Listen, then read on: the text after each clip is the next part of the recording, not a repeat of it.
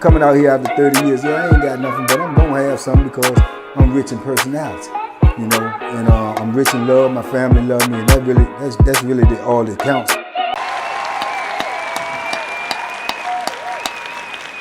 Hey man, shout out everybody out there on Team Banky Pound, man. I appreciate the love.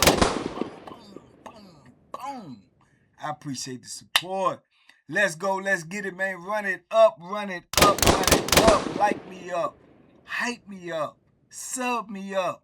Let's go, let's get it, man. And if you ain't got Twitch, get Twitch. We on Twitch at night and we turning all the way up. You hear me? Yeah, big love, man. I appreciate all my subscribers, man, all my members. Man, I appreciate y'all. Let's go, let's get it. 150K, man. We at the meet and greet. Straight like that. Don't know where it's gonna be because we ain't close yet, but it could be in your city. Ain't no telling. Wherever we get the most support from, that's where we at. Let's do it. Let's get it. Listen, penitentiary, man. Penitentiary. I'm gonna tell y'all when I realized, even though I went through Southampton, I went through the wall, it wasn't until I got to Augusta that I could honestly say that in my mind I realized that, I'm in a different world, man. I'm just in a different world. Even though I seen murder, even though I seen, violence and stuff in the wall, I seen things that people should not see in the wall, which is 500 Spring Street. When I got to Augusta, man, it's just this one thing, it'll never leave my brain, that just solidified to me that I was in a different world, man. And I remember being on Augusta when I had went to the hole with Super D. I was down there with Super D. I had all the little issues down there, with the Gomez thing and woo, and I come out the hole and they put me down the other end. I went in the cell with a homeboy. I can't remember his name for nothing, man, but he was from DC though, and he had been down probably about 10 years or better.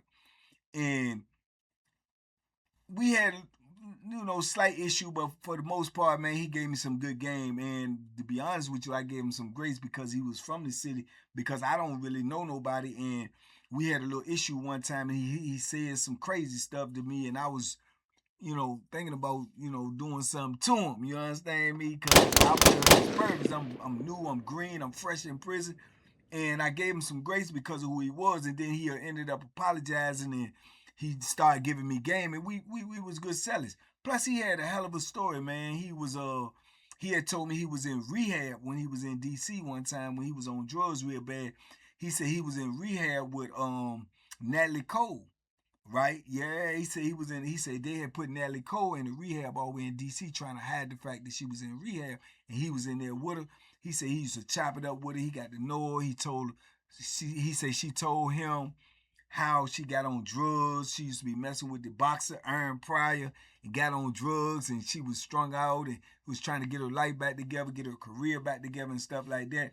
So that was fascinating to me, being young like I was, and, her and somebody who had been that close to a celebrity and knew this information. It was just fascinating. You got to think I'm 20 years old, you know what I'm saying? So it was fascinating to me, and we became cool. But he used to give me game about prison and what was going on. Like when I told you when I first walked out the cell, he came out there with me, and I seen Boo Boo walking across the till with the shirt hanging all off to the side and the breasts and all. I'm like, man, what the hell is going on up in here?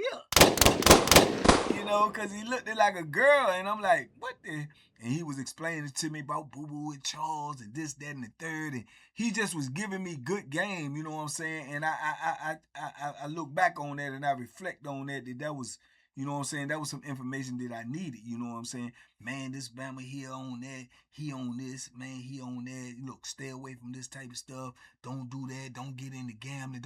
He gave me a lot of good game. A lot of it ain't, you know what I'm saying, used because I got into gambling real bad, as y'all know if y'all been following me. But it was some good game, man. But I can just remember, man, just watching everything, just trying to figure out, man, what is, good Lord, because see, in the wall it was different because even though I seen a lot of stuff, I was still isolated. because we only came out at one tier at a time. When I hit Augusta, everybody's out. You go to the yard, man, it's 1,000 jokers out there. You know what I'm saying? It seemed like 1,000. You know what I'm saying? I think it was 1,500 on Augusta. So it's like 1,000 dudes on the yard. You know what I'm saying? You moving around with everybody, so it's different. You know, you out in the pod more. You know, when you go out in the pod here, the whole block is out. When you go out in the pod in the wall, it's just your tier is out. So it was a massive difference to me. So I'm seeing everything and I'm watching. I'm seeing towns over there with, the boys, clipping his toenails and bringing them cigarettes and coffee. And I'm like, you know what I'm saying? I'm seeing gangsters move around and gambling going on and dudes fighting and, you know what I'm saying? Dudes pressing dudes for this or pressing dudes from that, extorting dudes. And I'm like, man, what the, and you realize, you come to the realization, man, you on your own up in this joint. Even though this my celly, I just met him. Even though he from the city, I don't really know him. So you on your own and you see what's going on. You know what I'm saying? And it can be overwhelming. I can remember seeing the white boy. It was a white boy in there, man. He used to go to the visit every weekend, but he was young. I was like 20. He like 22. He was young, man, and he was old blonde hair, blue-eyed white boy. And man, they was down on him, man. They was trying to get him to bring the sack in. They was extorting him for commissary because he had people giving, putting money on his books. They was extorting him from commissary. Dudes beefing about who gonna extort him, who gonna get this and that from him. Dudes was trying to turn him out, you know what I'm saying, trying to do something strange to him, you did? So I can just remember just watching him and I could see he was under immense pressure, man. He was scared to death. He didn't know what to do. He didn't want to check in because if he checked in, he couldn't see his girl. He couldn't go to the visit room and see his girl. You know what I'm saying? So for him not to check in, he had to deal with the madness that was the penitentiary. And dudes was on him every day, man. He fending them off. He fighting them off. He paying them off. He doing this and doing that. And I'm thinking to myself, like, man, because I'm overwhelmed with what's going on, period. But I ain't got that type of pressure coming at me. I'm not even going to accept that type of pressure. Ain't nobody getting nothing from me. You know what I'm saying? But that's all you going to get from me, period. You know what I'm saying? But he was a white boy, so he was under that type of pressure. And they coming at him. They coming at him, man. And it's he arguing with this dude, arguing with that dude, or he paying this dude. Oh man, I got that, man. I had to get this to him, and I'm like, man. And I remember talking to my celly. He was like, man, yeah, that's how they be, man. They be down on them white boys, man. And hey, black dudes too. If you come up in here soft, or you come up in here acting like you scared, and they gonna be on you, champ. That's how it is, Slim. You know what I'm saying? They coming like that, Slim. And I'm like, man. So I'm out here. I'm with the stone face. I ain't really kicking it with nobody. I don't want to really know nobody. I don't know what angle they coming from, what's on their mind. I don't know nothing. You know what I'm saying? So I can remember, man, dudes was pressing the white boy, pressing the white boy. A couple of dudes that got to beef him because, man, he owed me. You don't be, and they going at it about who gonna get something from him. You know what I'm saying? So I'm like, man, this is crazy, And then I remember, man, the Joker, he goes over to a visit one day. He goes over there, he come back, and dudes is on him. I don't know if he was bringing nothing in or not back then. I can't tell. Maybe he was. I don't know. You know what I'm saying? But I can remember, man, we woke up one morning, man, right before breakfast, man, and they come around to do the count before breakfast. So when they did the count, he was down there next to the corner cell. So when they do the count, man, they stop and they start, you standing up, you up for count because they blow the whistle. Hey, stand for count, stand for count. So you might stand, you might be looking out the door waiting for him to get close to your door. So you look, they stop right at his door, so you can hear them saying, man, wake your celly up, man, get your celly up. So he kept on saying, man, hey, man, hey, you can hear all of this. So he wouldn't get up, he wouldn't move. So he shake him and everything. He said, shake him, and he wouldn't move. So they said, hey, man, pop such. So they bust the door. They stand at the door. At first, they like, hey, yo, get up. Hey. Boom, boom, boom. They bang on the, hey, get up. He ain't moving. They walk in the cell. Once they out, they walk in there. They shake him. He don't move. They tell the celly to step out. This doing count now. You never mess up count. So the celly step out. Tell him go over there, stand by the wall. He go stand by the wall. So both of them go in there. They shaking them. They shaking them. They come back out. Man, they get on the radio. They call the people. They say, hey, yo, hey, we got one up in here. I don't think he got a pulse or woo-doo-doo-woo. So boom, this doing count. Man, them people come flooding up in that junk. Doors opening, man, everybody coming up in there. Next thing you know, you got 10 officers in there. You got the lieutenant in there. You got the captain in there. And then you got the major in there. Then, man, it's like, boom, they tell the dudes to go count. They finish doing the counting and everything. So now we still locked in. We can't come out. But everybody is focused on this cell now. They down there. They turn around and put the celly in cuffs and take him up out of the joint. Right? So we like, man, what the going on? I'm like, what the going on? My celly get he's like, I don't know, something going on over there, y'all. Something crazy. I'm telling you right now, it's something crazy. When they got all these people in here like that, y'all, there's something crazy. So he might have killed his celly, you know what I'm saying? I said, what? You know what I'm saying? He said, he might have, he ain't no talent. But the dude that was in the cell with him, it was an older white dude. He ain't gonna bust a grape. I'm like, ain't no way. You know what I'm saying? So I'm standing on the door. I'm curious. I'm looking. I'm trying to figure it out. Like, man, what is going on? So boom, the medical come running over there. They go in there. They up in that joint. Then the next thing you know, you see the warden come up in there. I said, oh yeah, something going crazy. Something going crazy. So then they start coming, walking around, asking what type of tray you want. That means we ain't coming out. We not coming out. You know what I'm saying? Something is really serious going on. Man, they got all these people over here, man, and then next thing you know, man, they come up in that joint. This is about an hour and a half, maybe 2 hours later. They come up in that joint and they got yellow tape, man, and they put yellow tape, around the door and stuff. But all of these people is still in there. And then you get a medical people coming there that look like the EMT people from the street. So we like, man, oh man, dude might be dead for real. So it's crazy. Dudes is on the door hollering, screaming, oh man, what, oh, he done killed the seller. He done killed. Don't nobody know what's going on. Everybody's assuming there ain't nobody in there but two people. You know what I'm saying? So boom. They go in that joint, man. They messing around. Man. We hours and hours into this joint now. You know what I'm saying? But I'm invested. I'm looking out the door because I'm curious. I'm green as a pool table 4 times square. You know what I'm saying? I want to know what's going on. Man, come to find out, man, they go in that joint, man. They in that joint for a minute. Then they come out. They bring a gurney in there and they go up and get by his cell and you see him bring his body out. And they put his body on the gurney and they got a bag. They got them bags like you see in the movies. Like they zip you up and like you gone. Ain't no need to zip it up if you breathing. They zip the joint up and they start rolling him up out of the joint. So then dudes start hollering, oh yeah, he gone, he dead. But this is what got me right here in my mind. I'm like, man, these dudes is heartless, man. They like, oh man, the white boy dead, man. Oh man, he owe me some money, man. Oh man, I can't get, man, where my commissary at? And they scrolling him out. The CO's looking around and everything. And the dude hollered out. And I swear to this day, I believe it was Towns. He said it wasn't him. I believe it was Towns, but somebody hollered out, man, don't take that white boy out here, man. Let me hit that ham parts, man, before he get cold. And I was like, man, that's cold. I was like, man, that's cold blooded, bro.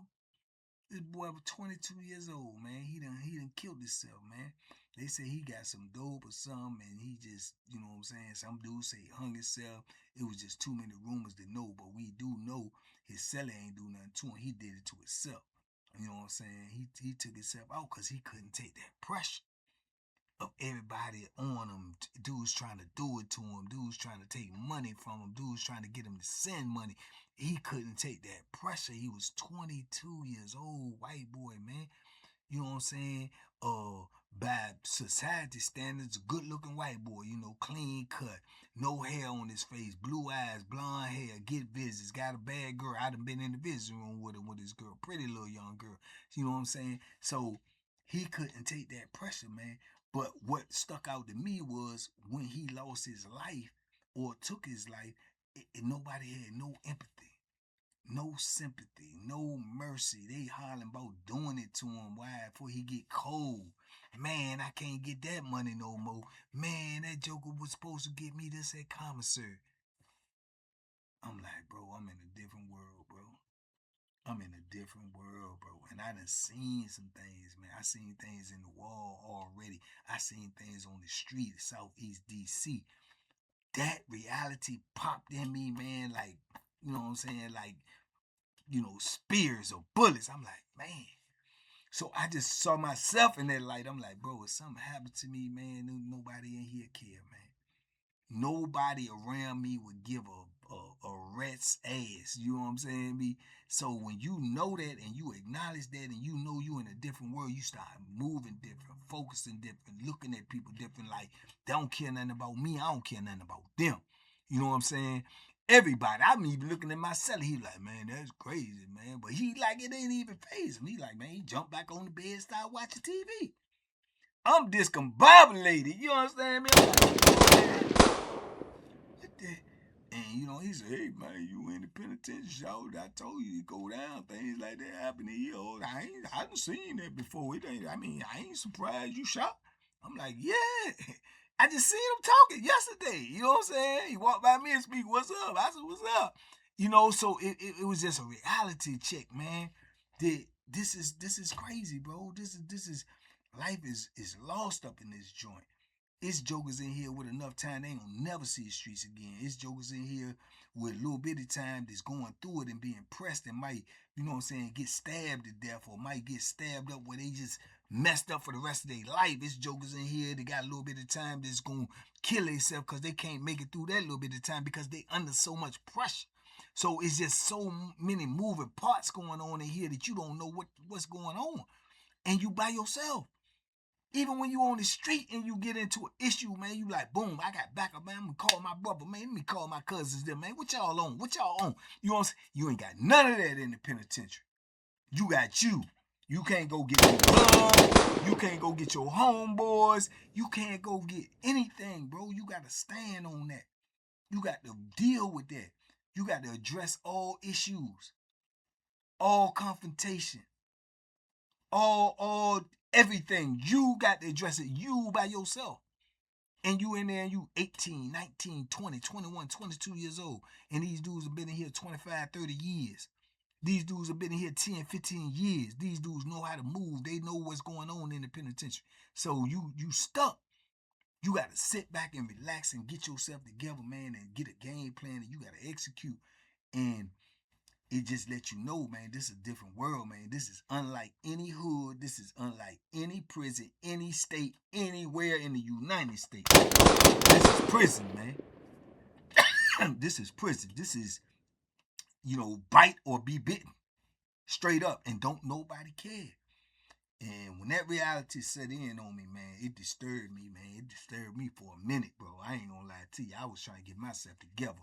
I was trying to understand. I started working out even harder. I started talking even less, even to myself. I ain't really, you know what I'm saying? Because I'm confused. You know what I'm saying? I'm like, boom, I done seen all this in the wall. I'm like, boom, all right, now I'm here. This is a different place. It ain't exactly like that, but it's a lot more movement going on. And then you start seeing it ain't gonna stop. No matter what prison you go into, it's gonna be violence. It's gonna be chaos. It's gonna be confusion. It's just gonna happen. And you ain't gonna be able to get away from it. And you're gonna have to figure out a way to deal with it without crashing out in your brain, in your mental. Once you give up in your mental, it's over for you. And he gave up in his mental.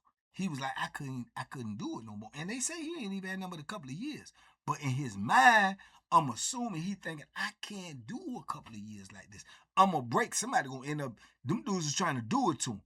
You know what I'm saying? He probably figured like they getting closer. They getting closer. They gonna probably end up taking me. I can't do nothing. Oh, these dudes want me to bring in this. I can't bring it in. They gonna end up stabbing me. These dudes want me to pay them this amount of commissary per month. I can't do that because they want this much and I ain't got that much. I could give him some and give him some, but they want all of it. So he just couldn't take it. He couldn't take it. And all of this information ain't even processed to me till later on. I understood that he was just under more pressure than he could handle. You know what I'm saying? More than he can handle, or that he thought he could handle. And he chose to go out that way. But for him to be going out that door and dudes hollering about money they gonna miss, or money he owed, or man, I was gonna do it to him, or man, let me hit that for his body get cold. I said, boy, this cold blooded right here, bro.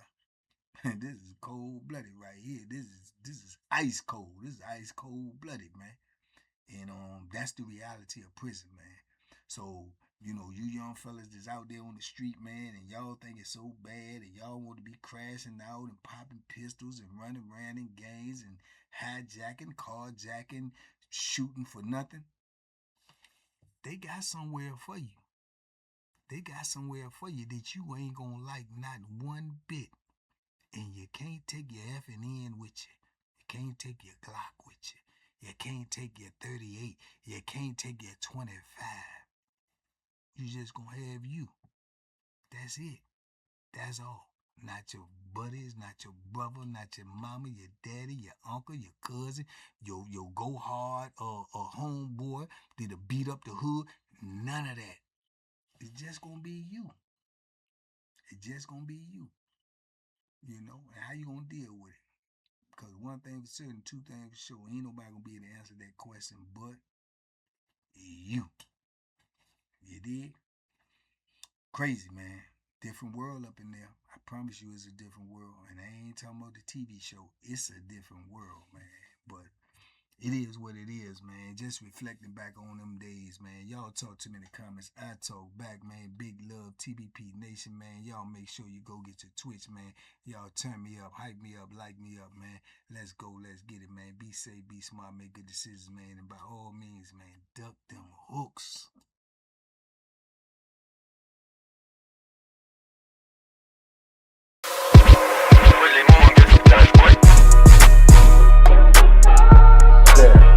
The banky special. Yeah. Pure deliciousness. Pure deliciousness, man. My name is Banky, man. Everybody calls me Banky. That's the name that I got from my grandmother when I was young. I'm coming out here after 30 years. Yeah, I ain't got nothing, but I'm gonna have something because I'm rich in personality, you know, and I'm rich in love. My family love me, and that's really all that counts.